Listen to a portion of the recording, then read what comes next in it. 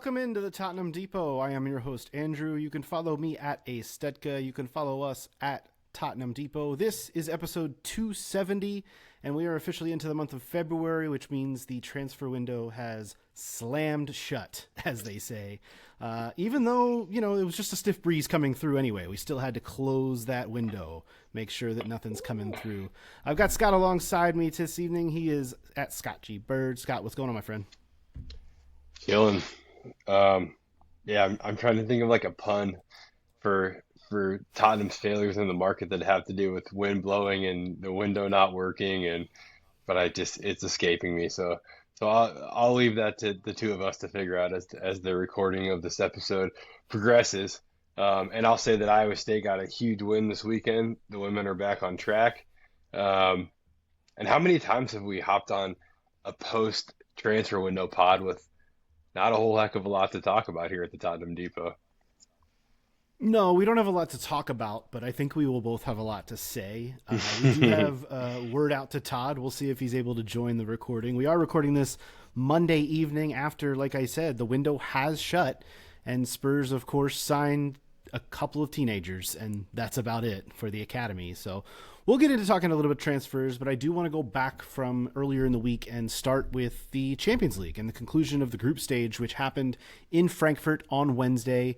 Of course, all the teams playing at once so we can get those final results in. And wouldn't you know it, Spurs once again went to Germany, played an inferior side, got a really good result, and they finished fourth in the Champions League group stage, which is absolutely insane. I mean, if you would have said that at the start of the Champions League campaign, Scott, you probably would have had a little bit of confusion. In my mind, I did not think it was possible for this club to make top 8 the way that they are set up and the way that they are playing. They not only did that, they made the top 4. I thought, okay, this is a team that'll probably get through to the playoff rounds. They'll certainly at least be good enough to finish in that top 24. No, they're through to the round of the 16 already. And at least from that standpoint, things are looking up. But I know we are, of course, going to talk about the level of competition in the Champions League too, and the differences there. Yeah, that's a huge thing. Look, when last season ended and we knew we were in the Champions League, we lifted that sweet Europa League trophy at the parade. I said, this is awesome, but we're absolutely fucked next year in the Champions League. And I said, there is no way we qualify for the round of 32 even, right? And that was after some pretty bleak stuff, right, in the league. And anyways, then the first couple of games under Thomas Frank, happen, and I started to feel maybe 5-10 games into the season, all competitions, that we can definitely get through to the round of 32, but never straight to the quarterfinal, or sorry, to the round of 16. And here we are. So kudos to the team for getting that done. Like you said, I think we're learning a lot about the Champions League right now. I think we are seeing, first of all, that as the gulf in class continues to widen ever so quickly between the Premier League and the rest of Europe, the Champions League shows us the result of that, right? Without a doubt. And then you talk about the new format, and I mean, you can literally win 3 games and lose 5 and get through, right? Into at least to the playoffs, the round of 32, right? So that doesn't necessarily boast for having to really bring it to get through in this league. It can be honestly a cakewalk for a lot of teams, right? I think if hypothetically you just said top 16 goes to the round of 16, see you later everybody else, you'd probably see some of these teams that were comfortable rolling the dice and rotating a little bit, right? And not making the top 8, probably making the top 8, right? And I'm thinking of some of the big names that did not make the top 8. Right. But anyways, I digress. Thank you, Thomas Frank, for getting us through to the round of 16. It's the greatest thing and really the only thing you've ever done for Tottenham Hotspur, but we certainly appreciate it, right? And we'll see what we can do. But yeah, it was a good game.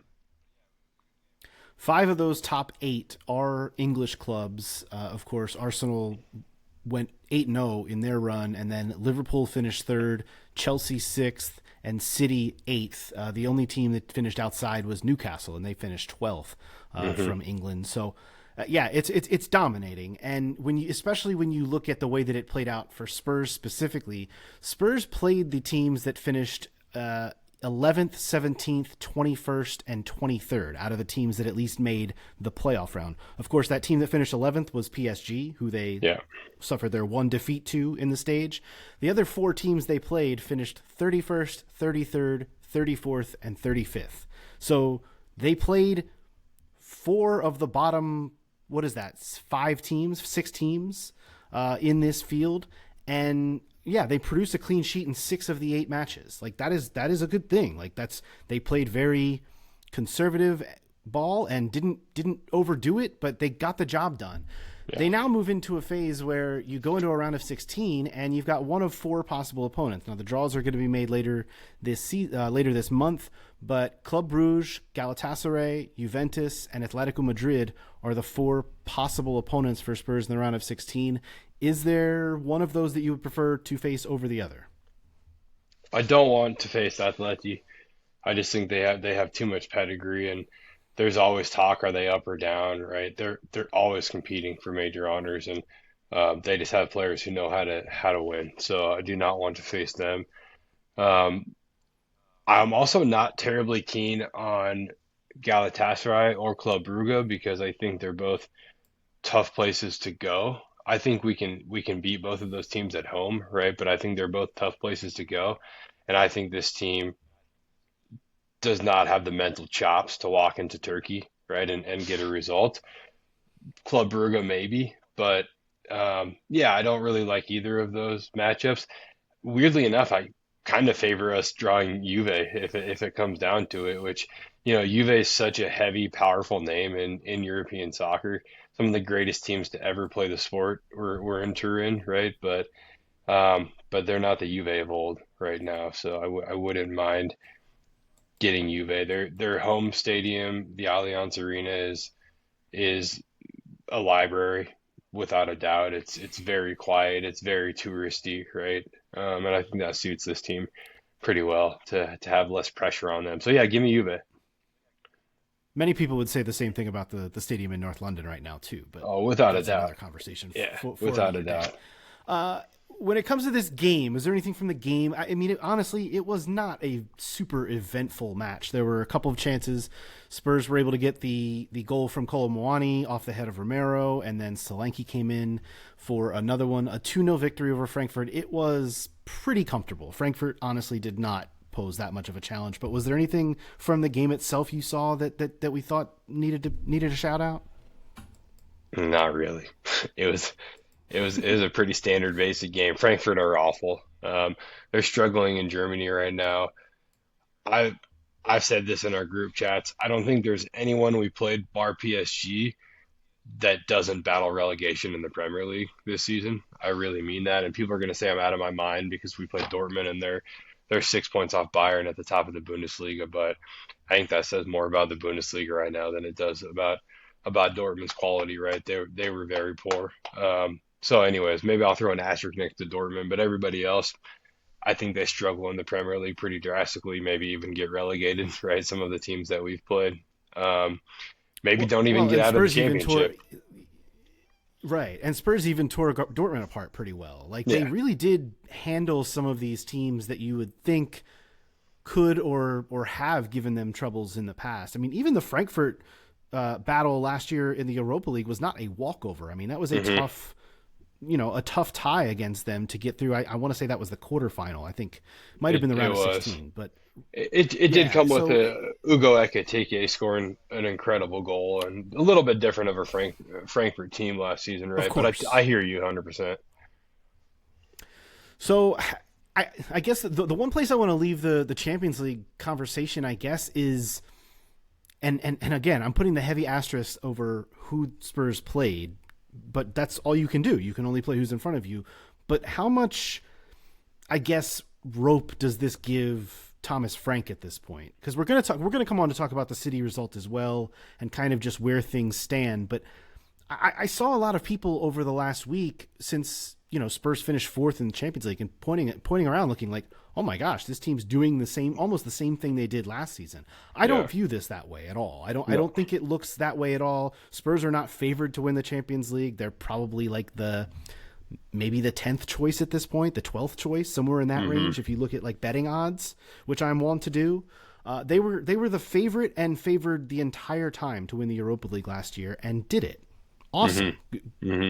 C'est la vie. This season's different. Spurs are not going and winning the Champions League, despite finishing fourth, despite already being in the round of 16. I don't think they're winning the Champions League, and they're obviously not doing things in the league. So I guess how much room does this give Thomas Frank in your mind, if any? Well, there's two different answers. One, it's going to give him a longer leash and room, and the second answer is I wholeheartedly disagree with that happening.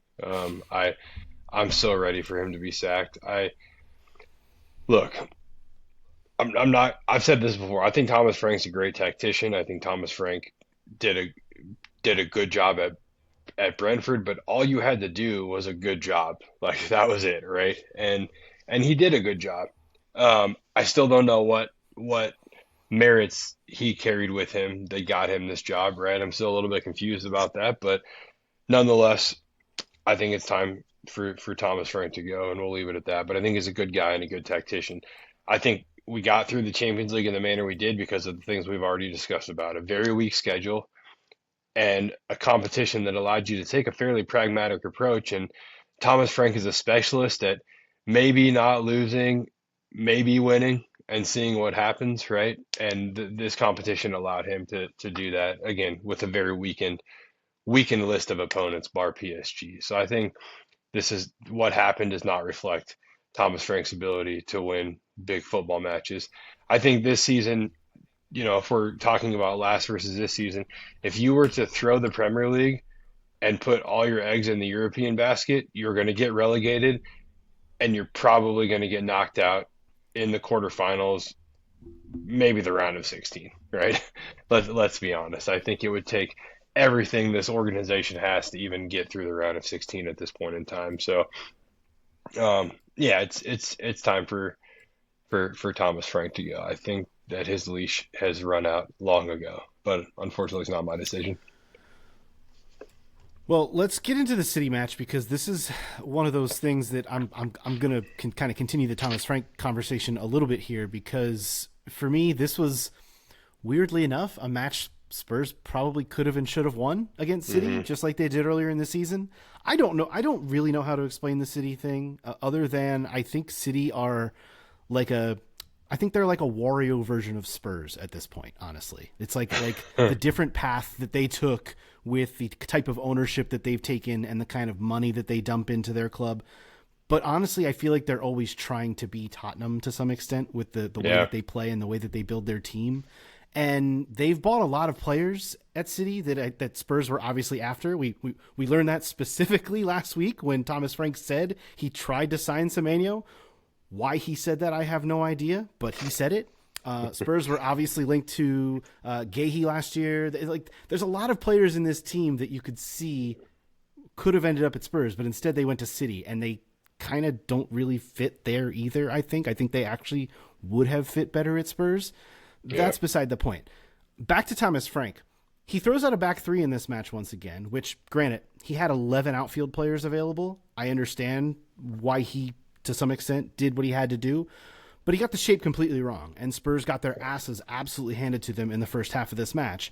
And then, whether by force because of an illness to Romero or because Romero was pissed off and just didn't want to play for Thomas Frank anymore, I don't know. We're going to get into that too. But they make the change at half and bring in Sarr for Romero, switch the shape, and Spurs went out and whooped City's ass in the second half. They just dominated them again and turned this match into a draw after being just absolutely on the mat and pinned down.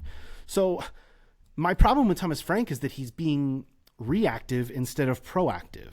He's seeing these mistakes and allowing his midfield, which is not a very talented midfield. However, you add Conor Gallagher in, this was his kind of match. Like, he looked really good and had the great assist in this match. there are pieces there that you can make this work if you simply get the tactics right. And Thomas Frank is continually failing to get the tactics right. And I think that's where my biggest issue has been all along. It's because he doesn't know how to play attacking, oppressive football, right? He doesn't understand how to do that, and he's having to learn in real time. It's like, honestly, he interviewed for a job he was underqualified for, got it, and was like, oh fuck, like now I got to figure out how to do this job.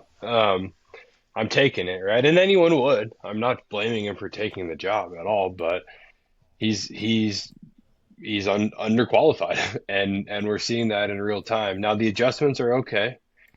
I still think, look, I'm not I'm not going to pick on Spurs, right? But I do want to point out the first goal could very well have been called a foul. Gahey straight 100% up should have beats been called a Solanke. foul. It should We have been.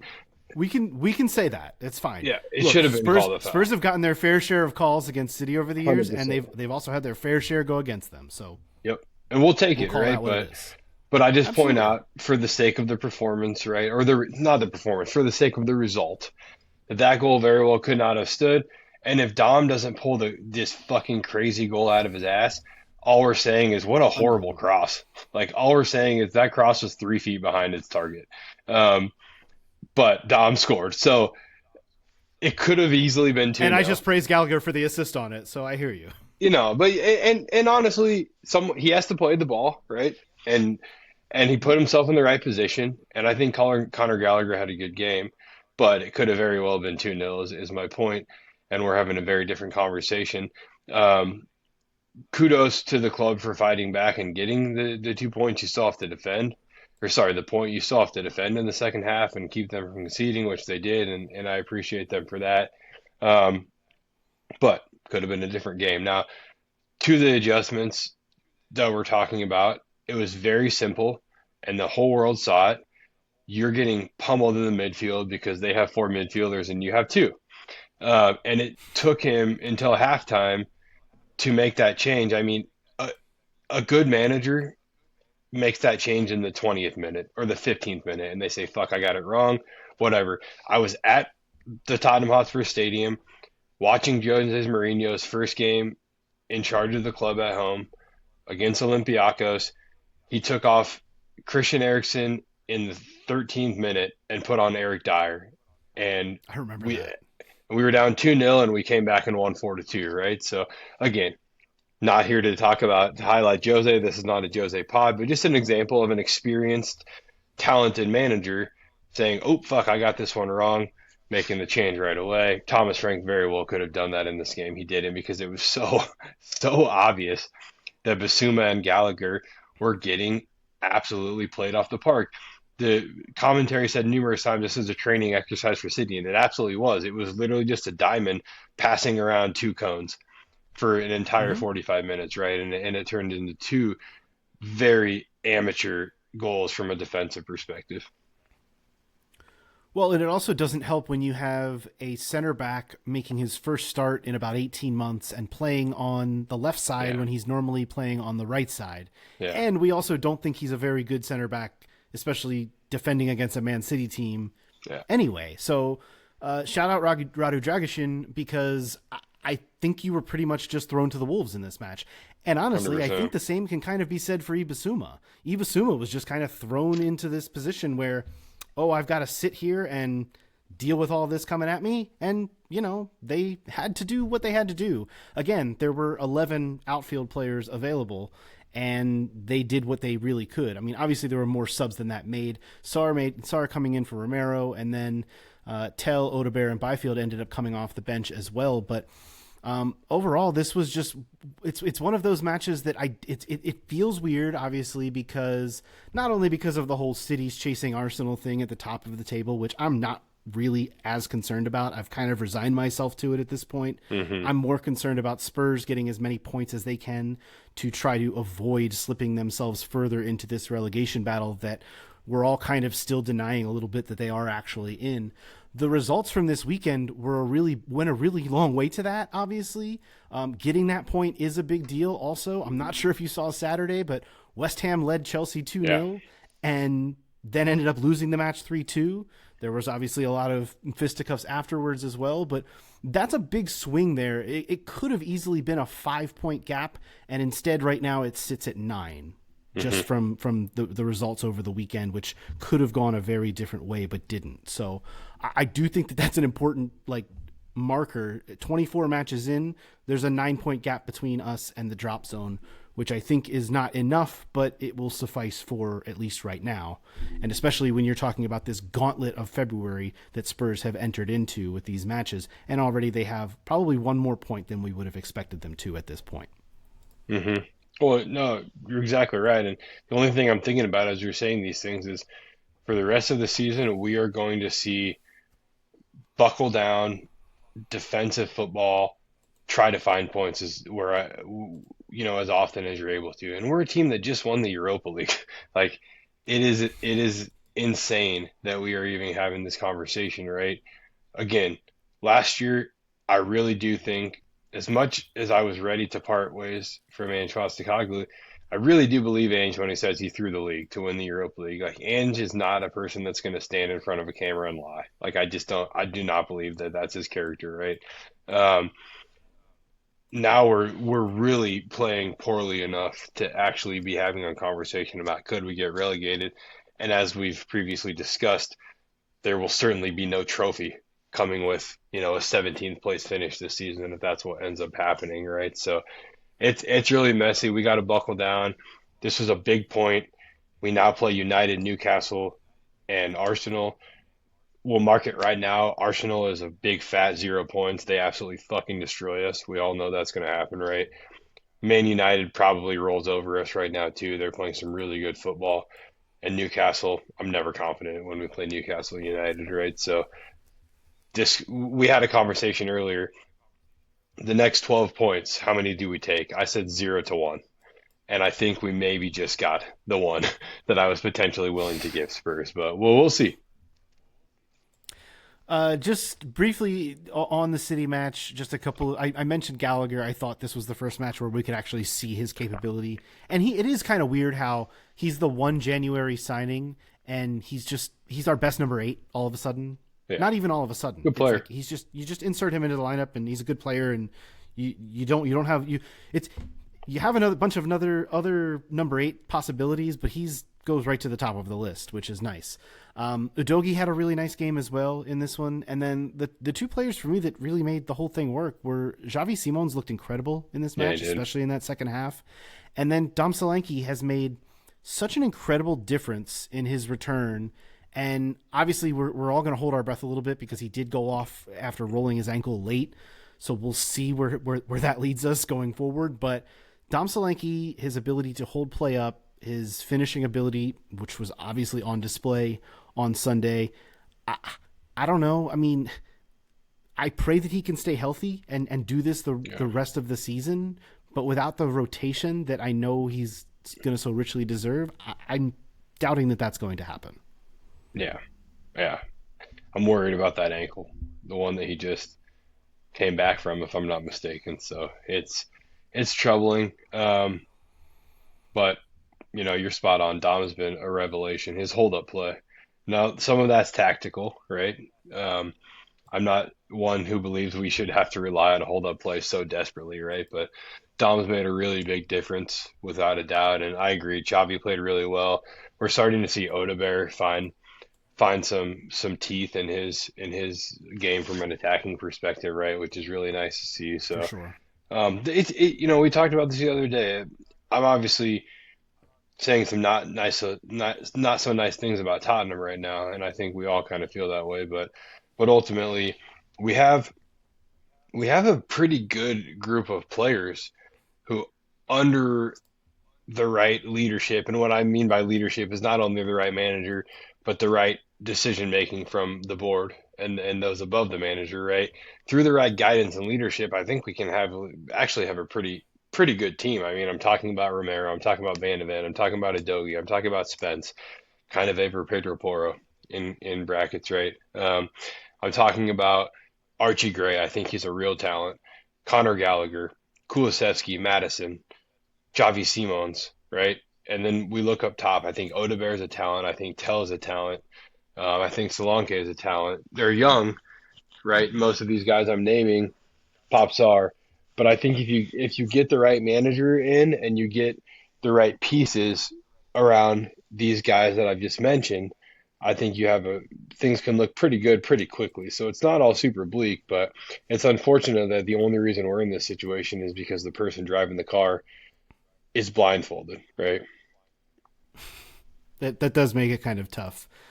You did mention leadership. We saw a little bit of a an expression of some leadership. What it's, I think how I would frame it. Just after the transfer window closed today, we saw Cody Romero head to the socials and post this one, which includes the line. Obviously, he was removed from the match at halftime yesterday.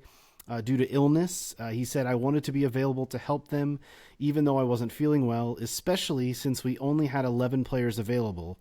Unbelievable, but true, and disgraceful. Just straight up saying it once again is Cootie. And kudos to him for doing so. We saw him post earlier this month, really. It really was only about a month ago that he was getting in his feels on the socials and kind of calling out the board a little bit, and he seems to be doing it here once again. What do you think about Cootie just letting it be known what he thinks? Disgraceful. I mean, I'm glad. I think somebody needs to. Somebody needs to be a catalyst for change at this organization. And why not it be your best player and only World Cup winner on the squad, right? I say only World Cup winner so lightly.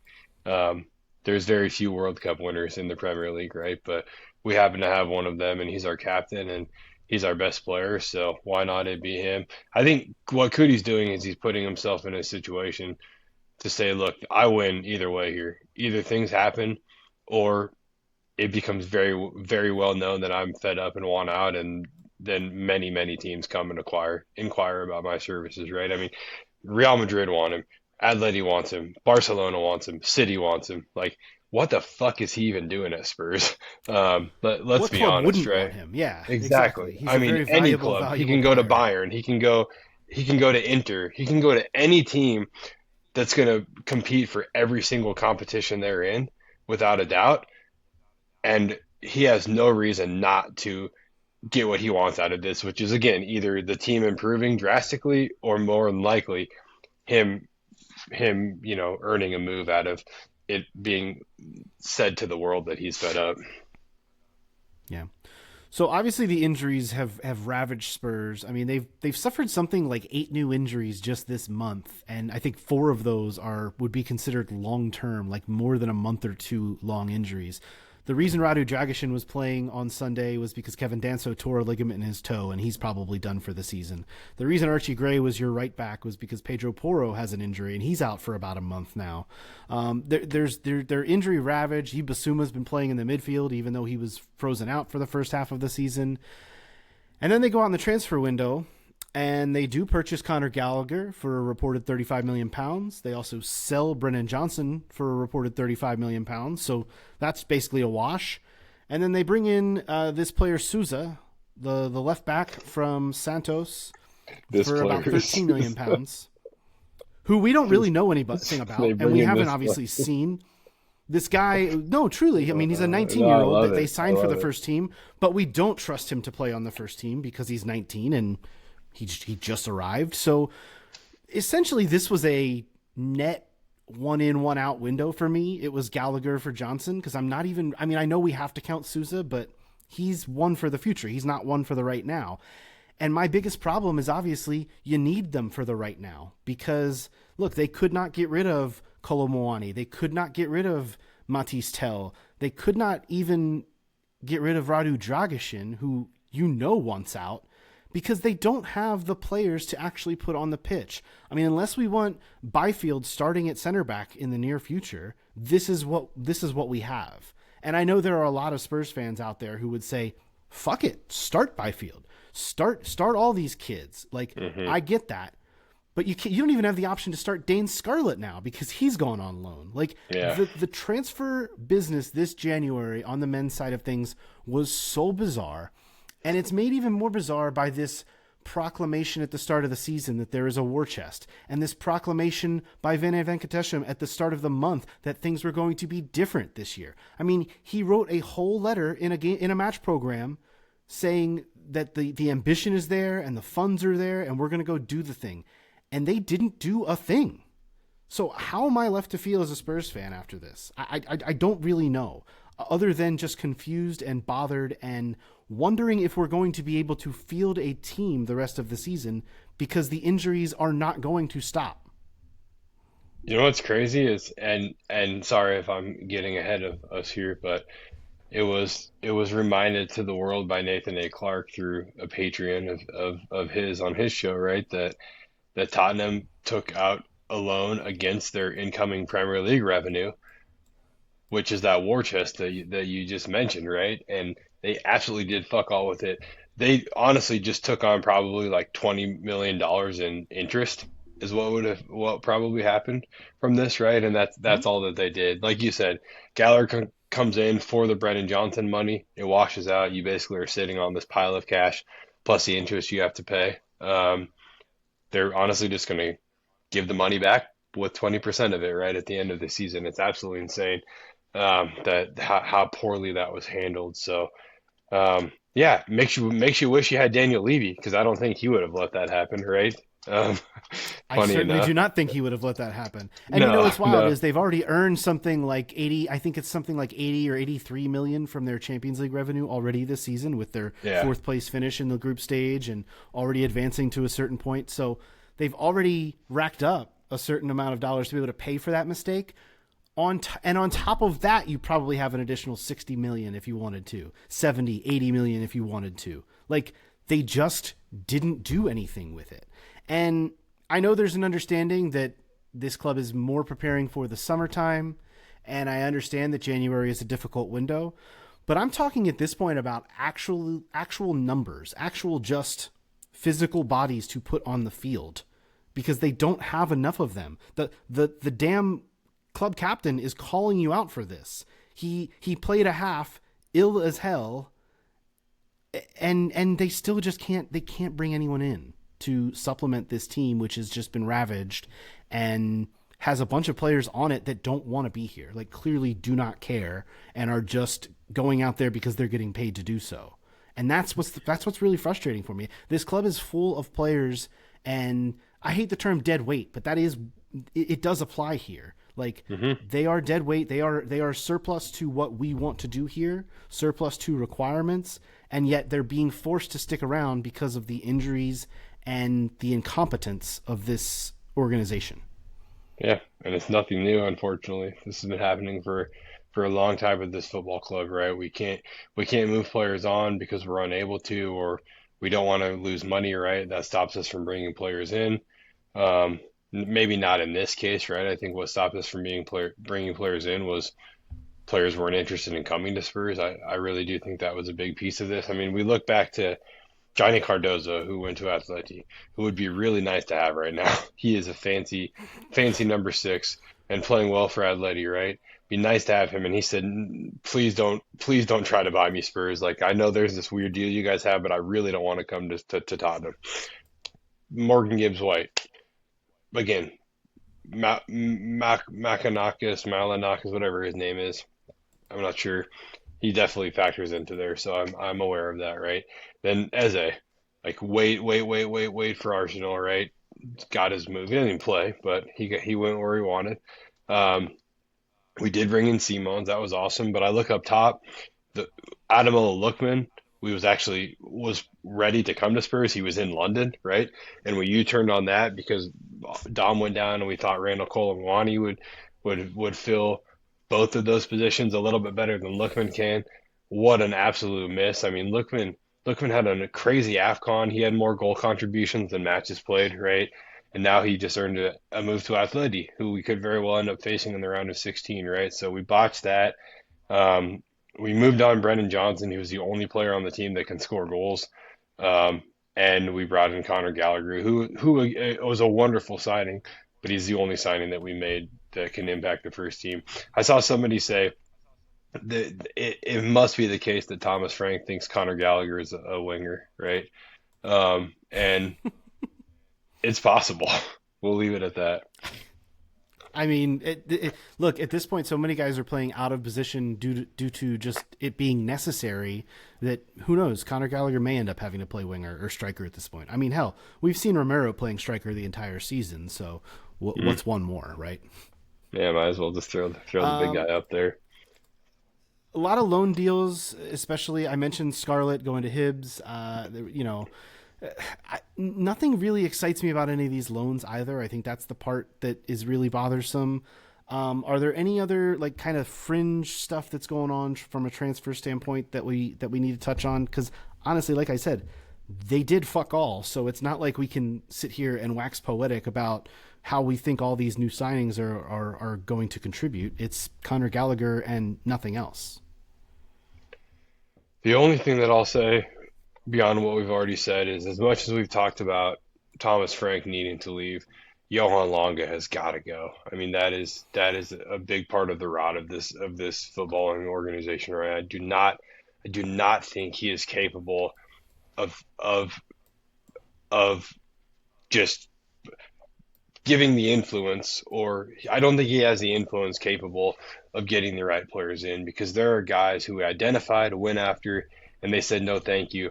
And that is definitely on more than recruitment, but recruitment is a big piece of that, right? So I think Johan Long is incapable of doing anything other than identifying young talent at a low price and buying them, which, as Todd has said before, is a glorified scout. So Johan Longa needs to go. Thomas Frank needs to go. If those two things can happen, we may start to see some progression in this club. And I find myself asking this Rafi guy that we brought in. I wonder if he's just sitting back right now thinking like, what in the world is going on at this football club, right? And probably understands that's why he was hired. But I can't Right. imagine he's impressed with anything that he saw over the past 30 days. I think when it comes to Johan Longa, I'm certainly I'm with you on he cannot continue to lead this footballing operation. But I do think that the signing, I mean, look, the two signings that for the academy that were made today are very highly thought of. Hmm. This Souza from Santos is highly thought of, but again, not one for now. I think he is a decent piece to have around if you are thinking about 3, 4, 5 years down the road and signing players for that. But he is not the guy to be signing players for the here and now. There needs to be an actual structure in place to have recruitment and players that want to come in now and start to build something because we've been at this too long with slow build. And if Spurs are a big club, start acting like it, like Hmm. you big clubs don't build everything slowly and methodically like this. They go out and they bring in players and they win football matches, and Spurs flaunt that they are a big club. They financially are a big club, but when it comes to actually proving that on the pitch, they don't do it, and they haven't done it. And until they start to do it, I'm not going to actually believe that they are capable of doing it. That's just kind of where I am. Yeah, But I'm no, fine with Longa if he wants to sign the younger players. Like I'm fine with that. But he's not signing anybody that's helping us right now. That's just not happening. look, we our youth team is stacked. It's absolutely stacked, and I don't ever want to look past that. They they're loaded with talent right now, and Johan Longa has been part of that. Johan Longa, stick around as our director of youth scouting. I don't care.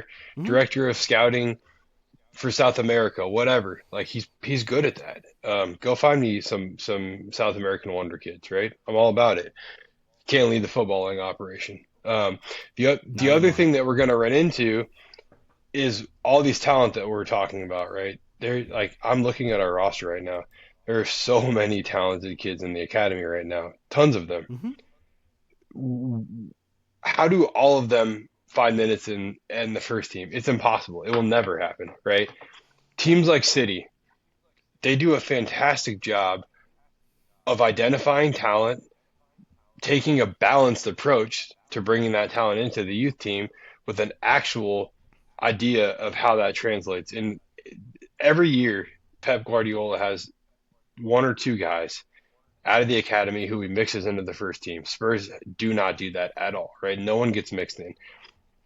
Phil Foden, Oscar Bob, Lewis O'Reilly or Riley or whatever, their left back, right? He's going to be starting for England soon enough at left back in the World Cup.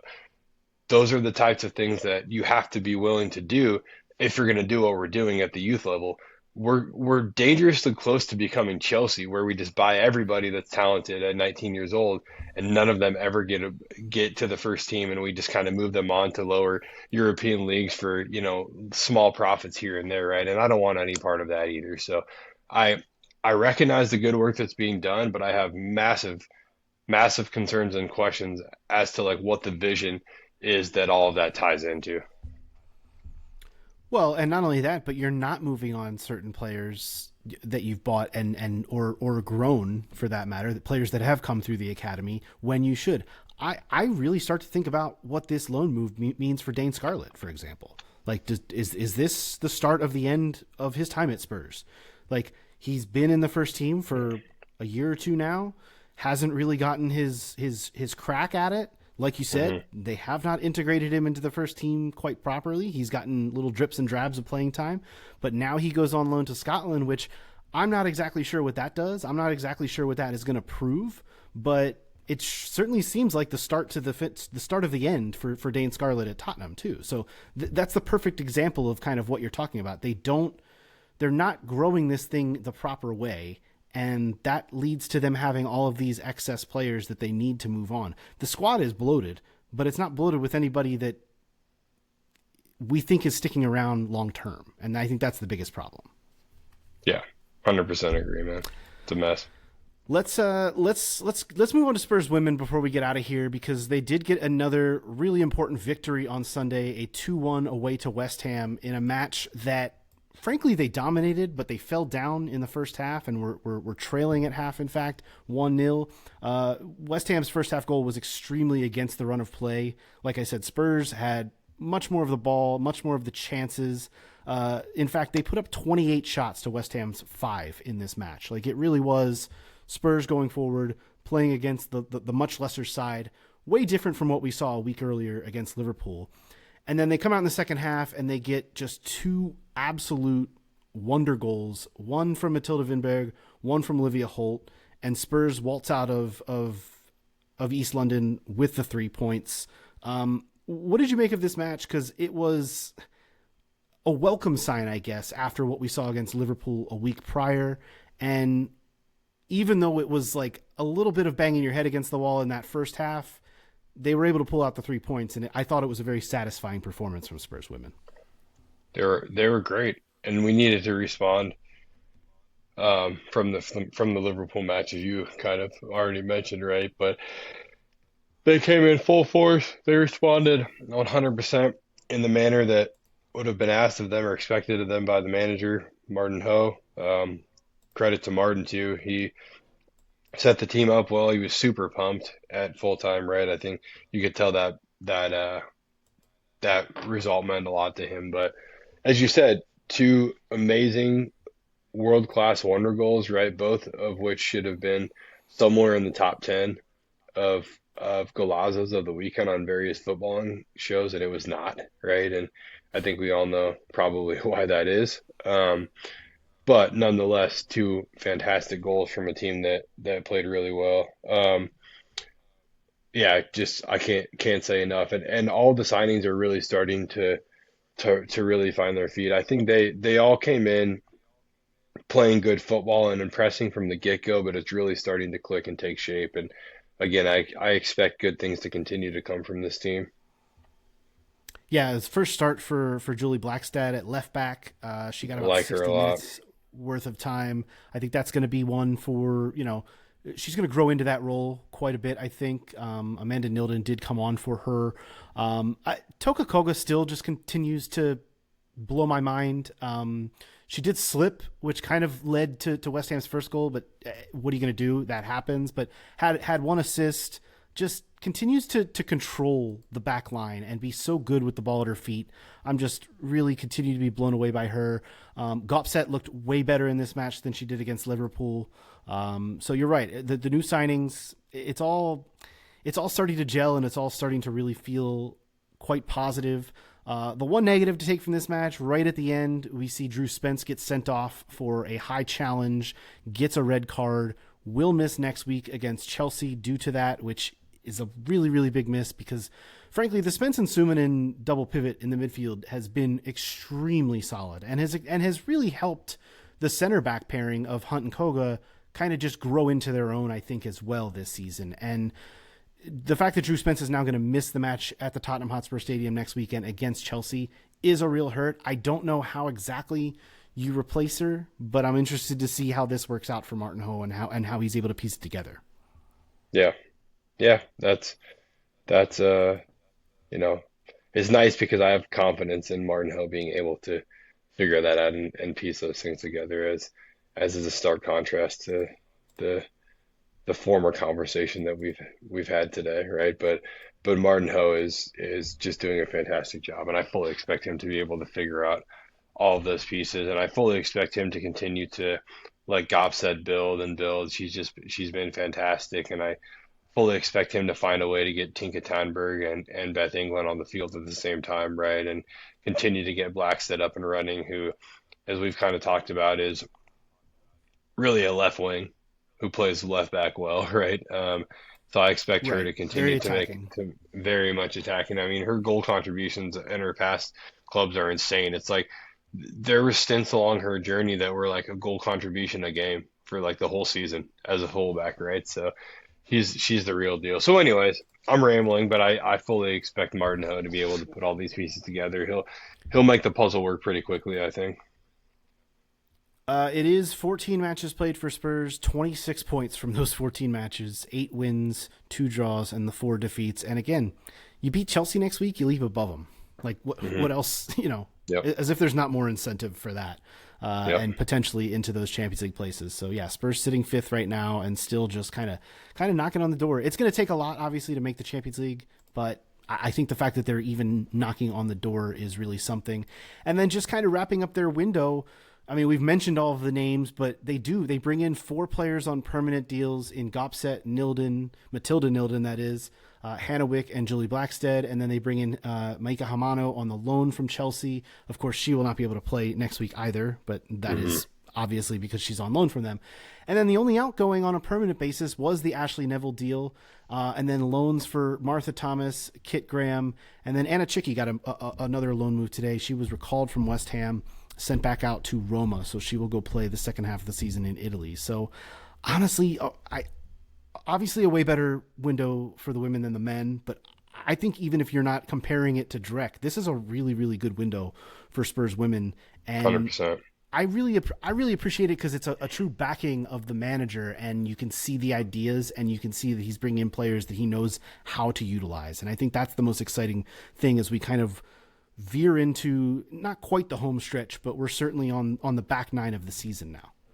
Yeah. I mean, for all that we've complained about today, we have to recognize that Vinay Venkatesham and whoever else is involved have put their focus on improving the women's team, and that means a lot to me as a fan.